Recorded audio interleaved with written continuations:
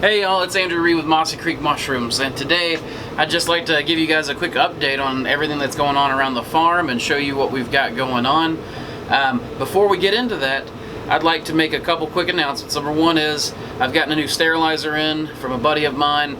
It's going to help me produce spawn a lot faster, so it'll give me extra capacity, and it'll hopefully make a lot more spawn per run. So spawn orders are coming. Number two, I'd like to reiterate, well, number one still, I'd like to reiterate that anyone who wants cultures instead, most of those are starting to ship out this week, so anyone who wants those, just email me, let me know, and I will replace your spawn order with a more expensive culture order at no extra charge for you. You'll get it in a few days, and you won't have to be sitting around waiting on your spawn. So, with that, number two, with me never having meant to be like a real spawn company anyways, being a small home op, fresh mushrooms have always been my game, and I've always been most passionate about showing you guys fresh mushrooms.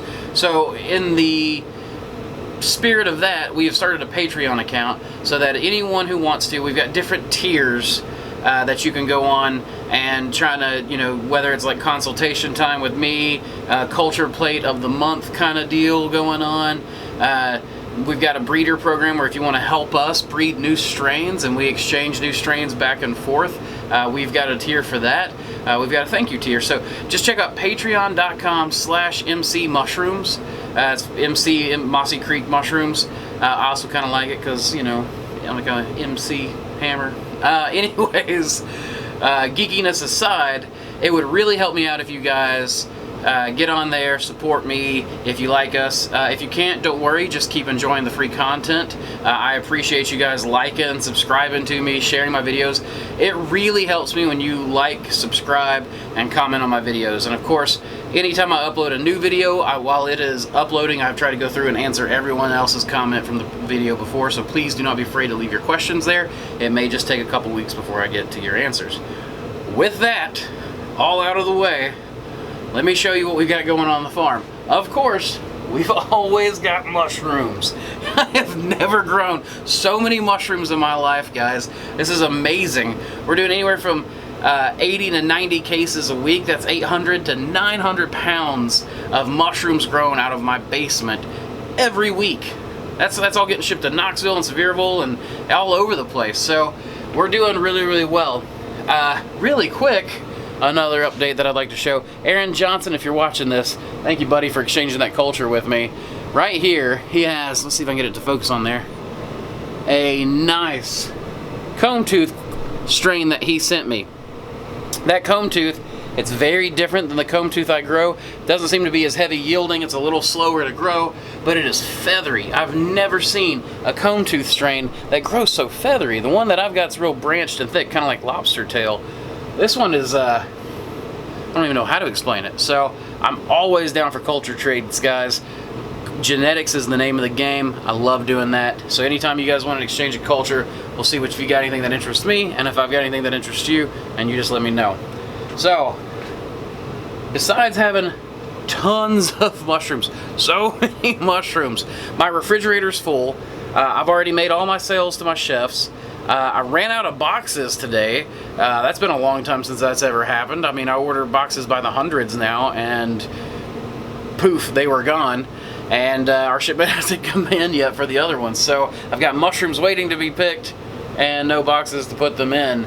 Thankfully, all my orders are good, so we should be fine.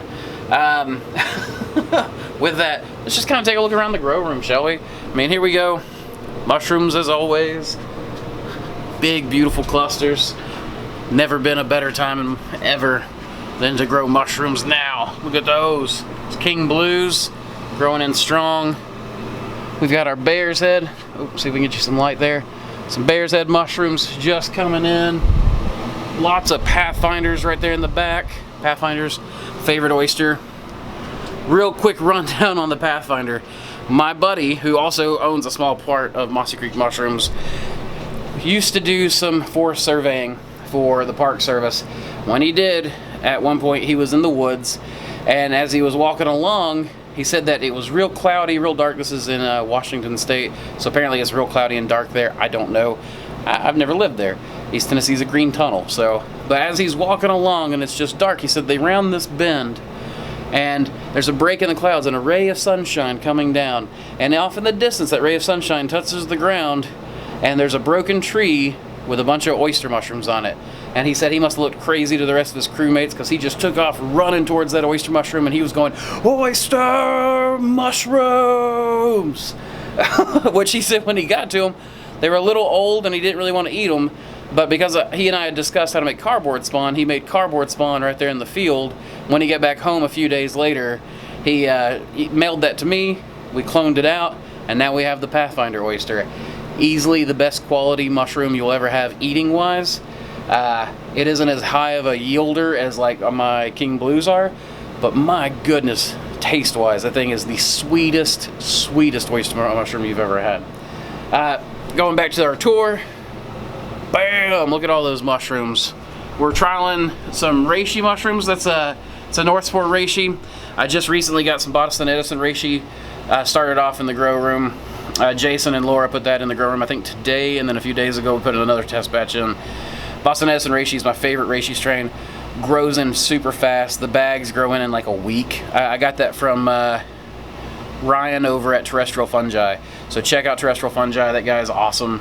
Tell him that you wanted that Boston Edison reishi, because it is not nearly as bitter to drink as the other reishis, and it grows way faster.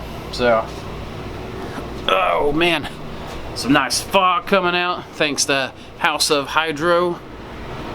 Don't forget to use code MOSSY, M-O-S-S-Y, for some free replacement discs. It's something like $50 worth of free replacement discs when you buy a 12 head fogger, so like a 12 disc fogger, and always get that tough coat. And as you guys can see here, oh no, you can't see. There you go, now you can see. We have our incubation room, and we are just absolutely full right here of just wonderful, tasty mushrooms growing. Little babies, my little babies. More bags growing in. Man, we are just full up. I've got to build way more shelves. For all of you guys asking if I do sell fruiting blocks, I do sell fruiting blocks. I only offer local pickup, and you're gonna have to let me build some more shelves, guys. I'm falling behind on every front.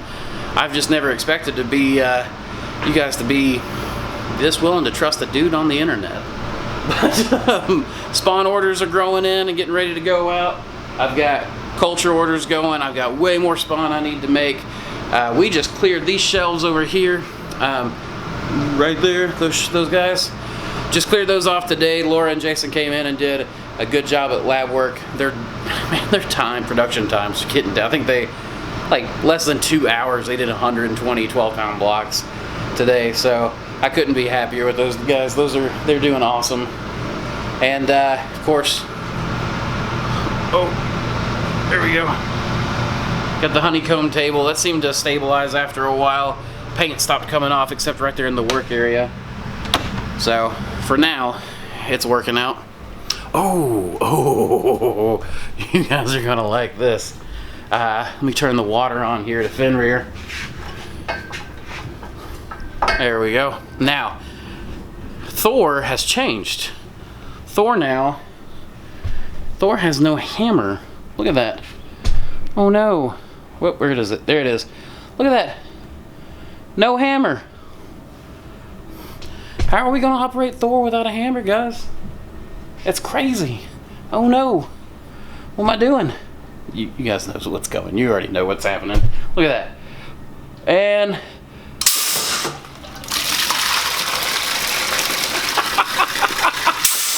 oh, pneumatics! All right, Eric, you sold me. Pneumatics are awesome. All we have is an air compressor running. It now runs both Fenrir and Thor. You can see what Ben did here was he just installed a pneumatic arm. Oh, let's see, focus. Come on. Come on. Well, hopefully that focused. That pneumatic arm pushes Thor's hammer back and forth, allowing it to get the same action that we did when we would have to put a bag on, hold it, and then grab with our other hand and work the hammer. And now, all we have to do is press our foot down, put the bag on. Jason said he loves it. I can see why. I kind of wish I was back in the production mode these days, guys, because it's a fun toy to play with. With that, let's go outside, tour the garden. I mean, you guys have seen the mushroom op tons of times. Let's go check out the garden and the fish and the... I can't remember who was asking about the fish, but let's go check that out. Oh, first, let me put the UV filter on, because it's bright outside. Alright, there we go, guys.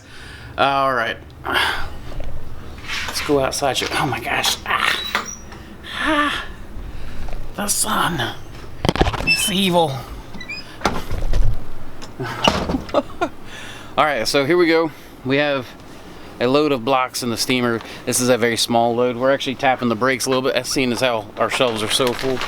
As you can see, nice amount of steam coming out of that thing.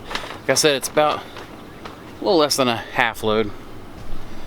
We have, oh man, oh, our tree rings right there. The rings around our trees are growing. We're doing a lot of block gardens this year since we're producing so much, and Samantha's been expanded every chance she gets. There's more right there. Oh man, look at those. That's the Jerusalem artichokes. I don't even remember if those were in the last video when we were talking about garden soil. Like, they hadn't even started growing much at all. They're already taller than my porch, taller than the fish tanks that are on the back porch even. Let's see. Oh, I've got our raised beds are getting so grown in, it's almost hard to see the raised bed. Got our ground cherries. These guys right here. They produce, I don't know if anybody's familiar with them, they produce these little cherry looking things that are inside of a paper husk. They're absolutely delicious. It's really tart and sweet at the same time. Good for cooking. Got my sweet potatoes going on. I've started eating on the autoimmune protocol diet to help with my flare-ups and everything. That's not a doctor's order, that's just me taking on that as kind of a precaution. It actually has helped a lot. I mean, I'm actually a lot happier, pain-free in my joints for the most part, unless I cheat, which I did a couple days ago. And I can't have tomatoes, peppers, or ground cherries, but I can have sweet potatoes and Jerusalem artichokes and things like that. And as I go through, I'll be able to add stuff back and see what exactly is causing, you know, if it's anything food-wise. I probably will cheat a little bit on my tomatoes and peppers, but have our tomato plants here. Purple Cherokee for Samantha. I am way behind. I need to, like, get everything tied up. Like, my tomatoes are all laying on the ground, peppers, everything. But check it out. That is Mossy Creek right there. And that, or it's a pond that's connected to it. That's where Mossy Creek gets its name, apparently. It used to grow over with this. It's Wolfia is the name of the plant. It's teeny tiny. It's the I think it's the world's smallest world's smallest vascular plant, world's smallest non-vascular plant. I can't remember, but it's a teeny tiny little plant, and people use it for fish food a lot. I think it's actually a potential food crop for humans even.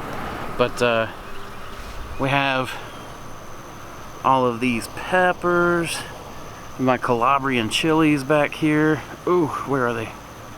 Nope. And then have our Zulu peppers, a Zvarsky Melrose with some volunteer tomatoes in it. Let's see.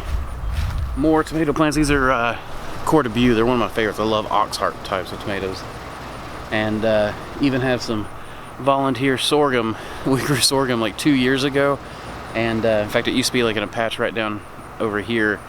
And I used to have deer come up and eat it all the time, and I just kind of left it there. I'd occasionally get to cut a stalk and chew on it because it's real sweet, and it just keeps coming back every year. So that whole bed over there is a volunteer tomato bed. That's tomatoes that popped up in my garden this year in my pepper beds, and we just pulled those up to plant because I didn't want to waste them, and we had an empty bed. And then I forgot to plant my cucumbers. So Samantha's been cutting the Jerusalem artichokes back just because they take over like crazy.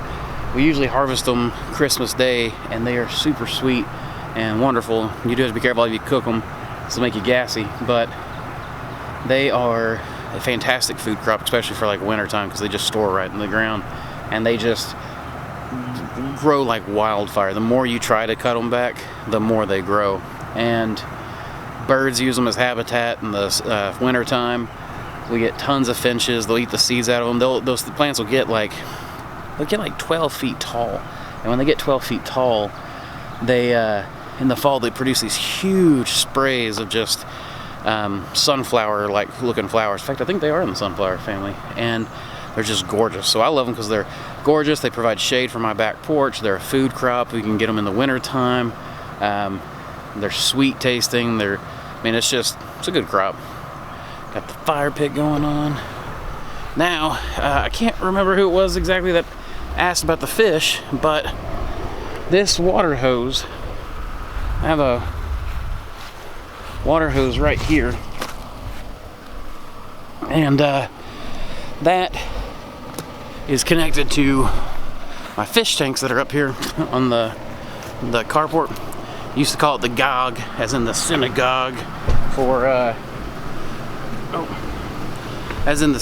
for training of the Jewish arts, because we used to do jiu-jitsu out here. We had mats out here and then lift weights, and it was the Iron Temple, so the synagogue, like a sacred place. Ben now calls it the Glug because it's our fish farm. And you see these guys right here. It's my tilapia. They pretty big sized guys. Boy with two of his ladies. He's got some other ladies in this tank that I sometimes switch them out. And then we've got our babies right here. I love these guys. Those are fingerlings that I ordered in. And we've got like 5 different varieties: the Hawaiian Gold, the Red Nile, the White Nile, the black, and the blue tilapia. And I love tilapia. They're fantastic eating fish as long as you feed them a lot of vegetative matter. They have high omega-3 fatty acid content. They're extremely easy to take care of. They don't taste bad even when raised crowded. They love being crowded. In fact, it stresses them out to be alone. So unlike chickens or something else, which a lot of people keep like battery style or have to have a way to free range, which I don't in this neighborhood, I can keep fish, and fish love these, at least tilapia, love being crowded. And they eat mostly vegetable matter, which is easy for me to produce, especially in the summertime. So we usually pull back the fish in the wintertime, just maintain brood stock, and in the spring we ramp it up through the summertime, and by the end of the fall, the summer, we're eating fish. And snails. I have aquatic snails that I raise to eat. You might know them as it's just basically like an aquarium snail almost. Let's see, what else? Oh, the flower garden. Yeah, this is Samantha's work. She has been working hard on it right now. With all the rain we've had, it's made it impossible to get out and weed on a regular basis. But I mean, her roses have just been going strong all year long, or all summer. I mean, they started early spring and then just keep going. We water them with fish water. We feed them with mushroom compost. We put leaves in here at the end of the year. This was all just red clay when we dug it up, and we didn't add anything to it other than stuff that was just gathered. And so it's produced beautiful soil, and the garden has just gone crazy. We've got all kinds of flowers. Samantha grows lemon balm. This used to be covered in lemon balm, and she pulled it back to give her butterfly bush and other stuff room to breathe. And something that we both have really noticed and liked is that a lot of people say don't grow lemon balm, don't grow mint in your flower garden and stuff, because it will take over and push everything out. And that is true except you just go weed it, right? And we have both found that it is much easier to weed lemon balm and mint than it is grass any day. And it smells wonderful while you're doing it, and you get to make good tea. So, good stuff. Let's see. Blueberry bushes. We got our lilies. Samantha's hostas are blooming. My mate trees. I'm growing yerba mate. Can't have coffee with the AIP, and plus coffee usually makes me super jittery anyways. I love it, but it makes me pretty jittery and excited. So I've been drinking mate, and I wondered if they would grow here, and bought some of the saplings, and they've done really well. The first year I almost killed them. I had them in full sun, and they did not like that at all. I thought being a South American plant, they would enjoy the heat a lot more, and they actually seem to like it cooler. And I started doing more research, and of course, silly me, thinks South American, thinks heat. Well, there's super cold places and highly, mountainous or cool regions in South America too, so I didn't do my thinking. Oh, sorry about that. Anyways, guys, that's pretty much it. Oh, you might be interested in seeing the back porch. It's a horrible mess, so please pardon the mess that I have created. It is in the process of being cleaned up, but my back porch, I've got my nice little dogtail cactus, and we've got our back porch. It's loud because the air conditioning unit is right down there, and then we have a window unit over here, and hey, there's my baby.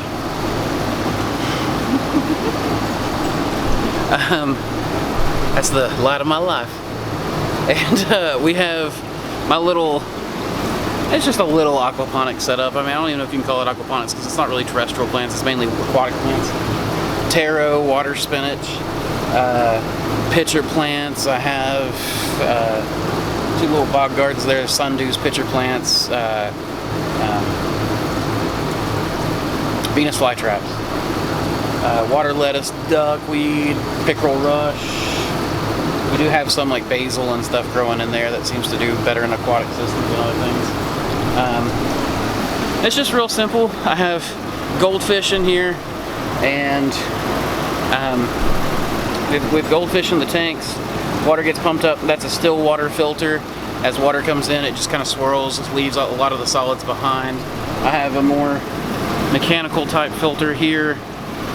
Water flows through that tray just really slowly. Let's see if I can get us both in here at the same time. Water just flows through that tray very slowly and gives nutrients. There's guppies that live in that tray. They kind of, I found that they keep pecking at the roots of the plants, and the plants seem to really enjoy that. I think what it is that they're knocking the mulm, the gross solids and stuff that build up on the plant roots. The plant, as it cakes up, the plants can't uptake nutrients. And I think that the guppies are, swimming around, knocking it off, churning it off.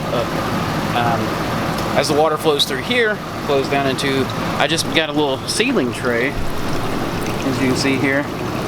Well, maybe you can see here.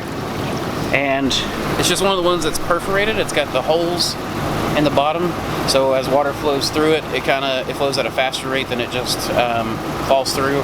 And so eventually it fills the whole bottom of the tray, and then fills up on the tray, and then just as it's continually dripping down. Ooh, I like my papyrus.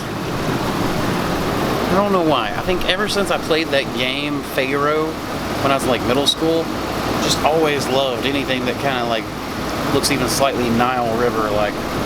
So,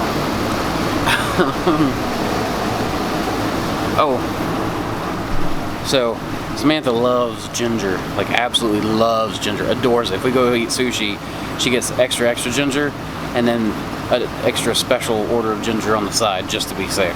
And so this year I'm kind of playing around with growing ginger here, and I've got turmeric that I'm growing as well to see if I can do it. And I don't know. I think it'll work out.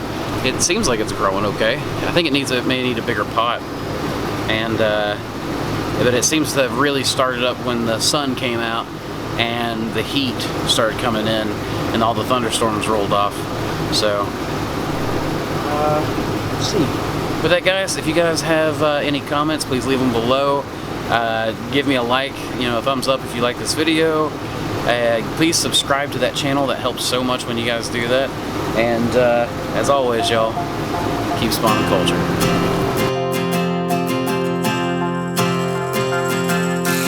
This is the hour, the darkest place.